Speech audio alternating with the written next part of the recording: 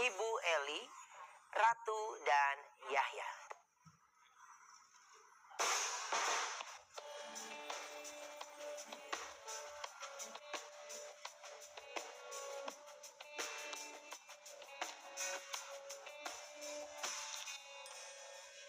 Halo. Silakan duduk. Silakan, Ibu. Sebelumnya terima kasih sudah hadir di Brownies. Ya, terima kasih atas waktunya. Ya mungkin ini kemarin juga sudah di Ambiar ya. Oke. Nah ini aku sebenarnya singkat saja. Jadi kronologinya sebenarnya seperti apa sih? Yahya ya. Kalau maaf, Yahya ini adalah pamannya Nia. oh pamannya Nia. Oke. Adiknya dari Ibu Eli. Oke. Ibu duduk sini. Kronologi itu sebenarnya sewaktu itu saya lagi kerja ditelepon sama Ibu Eli karena Nia belum pulang dari jualan gorengan. Dan sekitar jam 10-an saya langsung mencari Nia di mana Nia rutinnya, langsung mencari. Dan sempat juga saya bertanya sama warga bahwa Nia ini udah lewat jam sekitar jam 5 mau pulang. Terakhir kalinya saya mencari terakhir rutin Nia itu saya mencari bahwa Nia ini, kata orang di warga tersebut, Nia ini udah lewat 6:30. Setelah itu saya mencari lagi sama warga sampai subuhnya nggak ketemu Nia.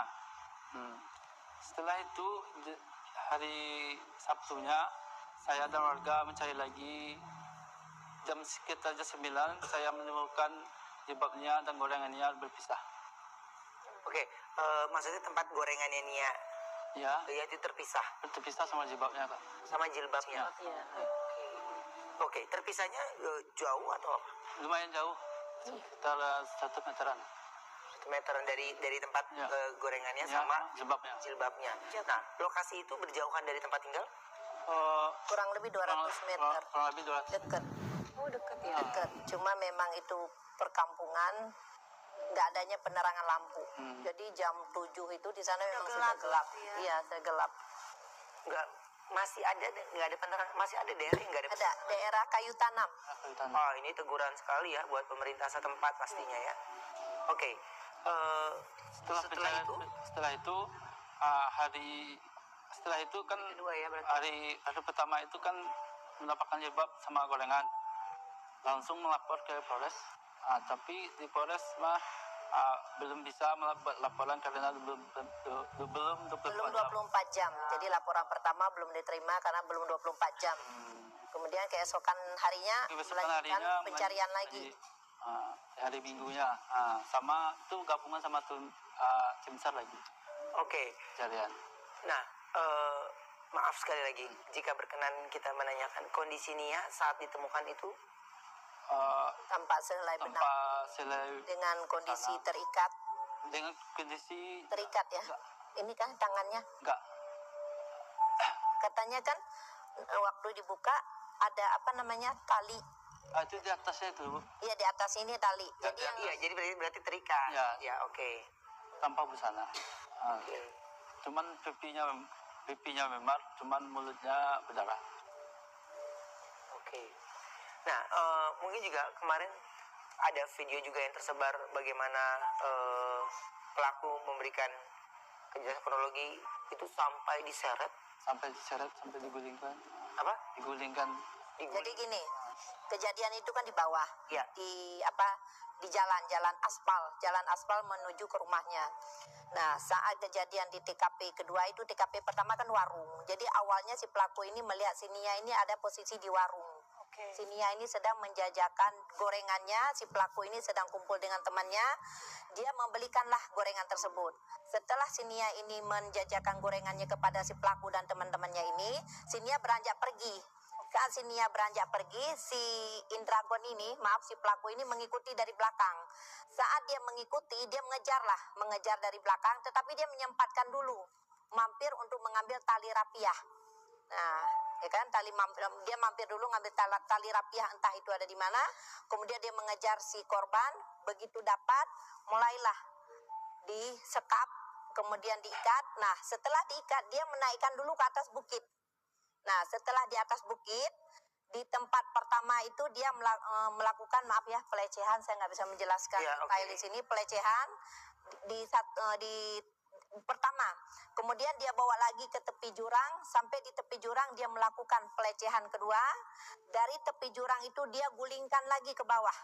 Dia gulingkan lagi ke bawah, kurang lebih 20 meter ke bawah. Kemudian dia lakukan lagi pelecehan ketiga. Setelah itu dia bawa si mayat ini dialirin di sepanjang aliran sungai, tetapi dia pegang begini. Dia tarik dari aliran sungai itu, dia naikkan lagi ke atas bukit untuk dikuburkan.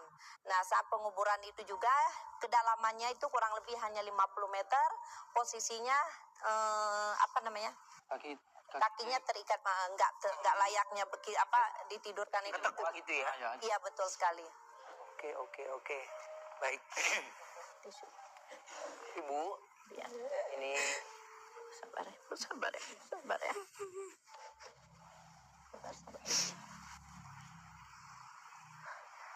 Jaga.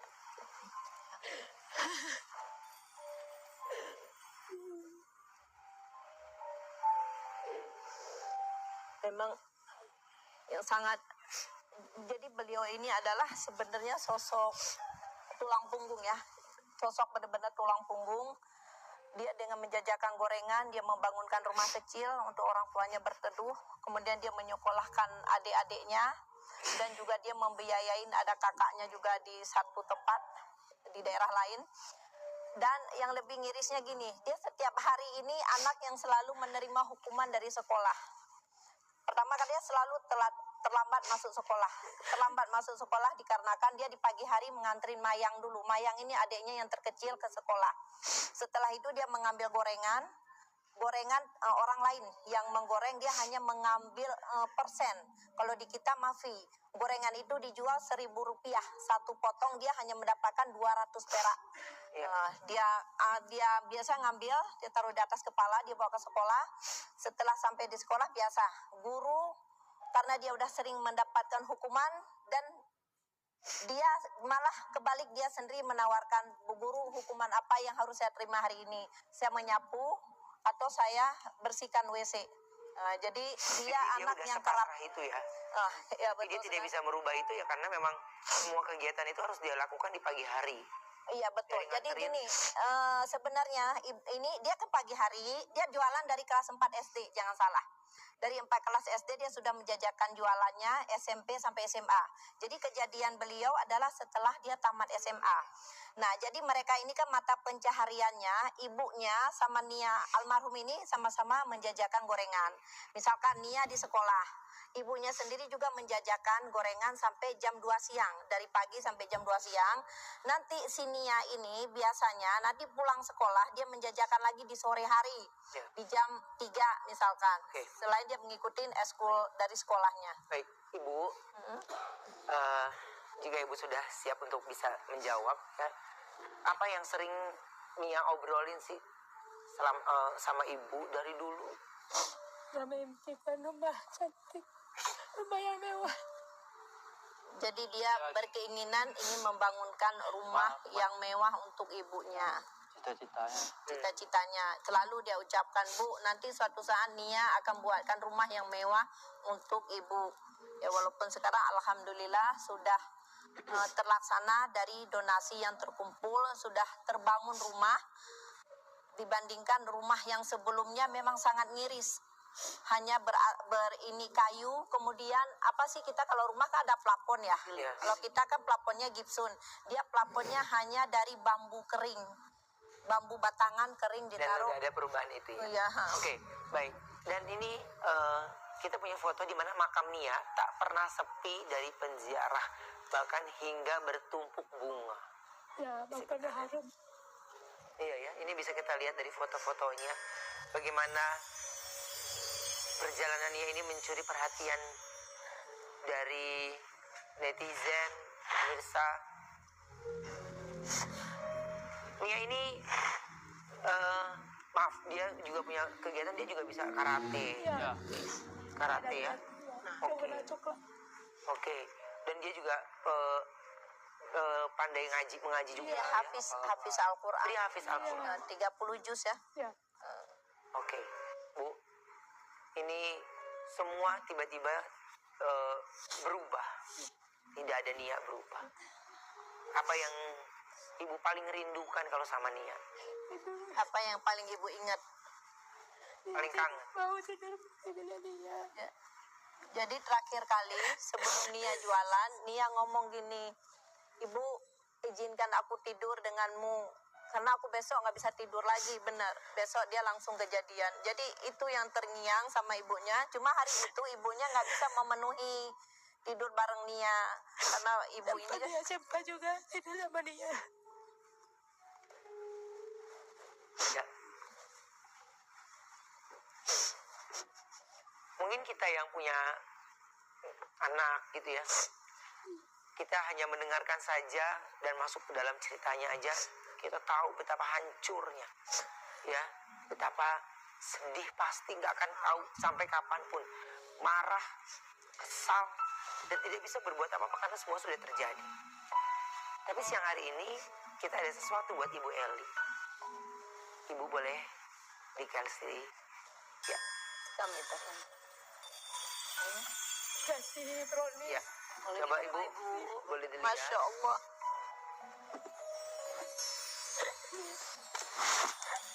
Makasih brownies.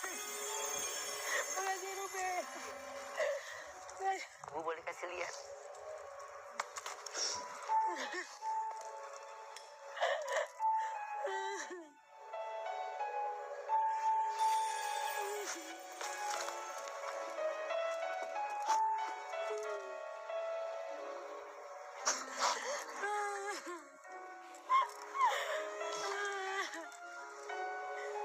Kenapa? Mungkin kita yang sudah melihat di lokasi bagaimana dia digelinding, bagaimana dia diseret. Jadi di saat dinaikkan ke bukit itu diseret dari belakang baju, dipegang begini, satu tangan diseret sampai ke atas bukit dengan jarak yang cukup tinggi. Jadi sebenarnya kita sering melihat ya kasus seperti ini di Indonesia. Tetapi apa yang membawa kita memang sebenarnya cukup tragis yang sulit untuk diceritakan. Bayangkan hanya dalam kurun waktu berapa jam saja dengan terjadi 3 kali pelecehan, kemudian diseret di sungai sebelum dikuburkan dan digelindingkan dari atas bukit ke bawah bukit. Yang, ya, Bu, lihat Nia anak yang baik, bahkan sangat baik. Bahkan semua yang sekarang ini penonton menyaksikan serasa kayak kenal dekat sekali dengan Nia. Betul sekali. Ini sesuatu yang kita nggak pernah tahu, ya. Tapi kami keluarga besar Brownies pun menyampaikan bela sungkawa yang sedalam-dalamnya. Kami tahu banget bagaimana kepedihan hati orang tua. Tapi satu hal, aku mau tanya, Ayu, ini ngelihat situasi kita sebagai emosi sebagai orang tua, kalau Ayu ngeliatnya gimana?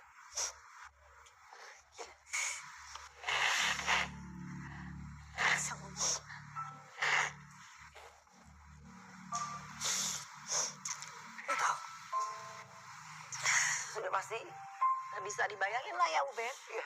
Ayu juga pasti kan punya anak perempuan. Tahu rasanya gimana, apalagi kita lihat tadi korban juga anak yang memang dia punya niat yang mulia banget ngebahagiain orang tuanya, anak tahfiz Quran, anak yang sering dihukum memang karena dihukumnya juga karena dia berjualan. Terus yang kita bayangin tuh lokasi kejadian deket ya Bu dari rumah. 200 meter. Tapi nggak ada yang menyaksikan saat itu di situ. Di situ kemudian jarak rumah itu jauh, bukan rumah berdekatan kayak kita di sini. Saat itu hujan juga. hujan ya. Hujan, Oh, jadi nggak kedengeran ya? hujan petir di sore itu. Ya, Uben itu ada tayangannya loh. Jadi waktu si pelaku yang biadab banget ya, amit-amit ya, nauzubillah min dzalik, dia tuh ada videonya, dia memang udah ngincar dari di warung ya. Dia sudah memang dia jadi kejadian pertama memang di warung. Di warung dia beli gorengan dengan teman-temannya. Setelah itu dia meninggalkan teman-temannya dan mengejar si Nia ini, karena Nia ini ke arah pulang, karena Nia ini setiap jam 7 sore dia udah sampai ke rumah pulang. Jadi di jam tepat itu adalah dia pulang menelusuri jalan arah ke rumahnya. Jadi si Indra ini dia mengejar dari belakang. Sebelum ketemu dengan Nia, dia sudah mengambil tali. Tapi kalau saya lihat kemarin daerah PKP ya, kayak dia juga ngejarnya kayak potong jalan begitu. Karena apa? Lebih cepat dia tiba ketimbang Nia. Pasti sudah terencana ya. Betul. Kalau terencana memang iya, karena sebenarnya si Indra ini katanya sudah 2 kali mengincar, cuma nggak pernah dapat karena kali pertama ada orang, kali kedua juga kondisinya nggak kondusif karena ada orang juga. Nah, kali ketiga di hari itu memang mungkin sudah hari naasnya bagi almarhum ini. Berarti memang tersangka itu Bu memang orang sekitaran Memang tetangganya masih satu kampung. Nah, sebenarnya si Indra ini juga maaf ya, beliau juga bekas residivis ya. Nggak usah beliau Bu. Ya, si Indra itu ya, si pelaku ini memang adalah dia bekas residivis dengan kasus yang sama, juga pernah kejadian. Tetapi Ini memang pelaku pelecehan gitu. betul sekali. Narkoba. Ya, sempat narkoba juga. Ya. Baik Ibu, sekali lagi kami menyampaikan bela sungkawa yang sedalam-dalamnya. Diberikan kesabaran, ketabahan, dan terima kasih sudah bisa berbagi cerita bersama kami di sini. Terima kasih juga untuk Mas Aditya Guma yang sudah memberikan informasi keluarga Nia ada di Jakarta sehingga kami bisa kembali mengundang. Kita juga terima kasih untuk teman kita ya, Mas Adi Gumai dan Roni Mepet. Ya insya Allah nih sahabat sehat, bahwa kisah Nia ini akan difilmkan. Ya mudah-mudahan rasa kerinduan nanti bisa terobati untuk Ibu Bersama-sama. ya, dan tetap semangat pastinya. Ya, dan ini juga mudah-mudahan jadi motivasi ya untuk masyarakat Indonesia lainnya ya di zaman era modern seperti ini. Betul. Tetapi masih ada seorang anak walaupun dia menjual gorengan untuk orang tuanya. Baik, kita akan kembali setelah yang satu ini, tetap di Brownies Obrolan Manis.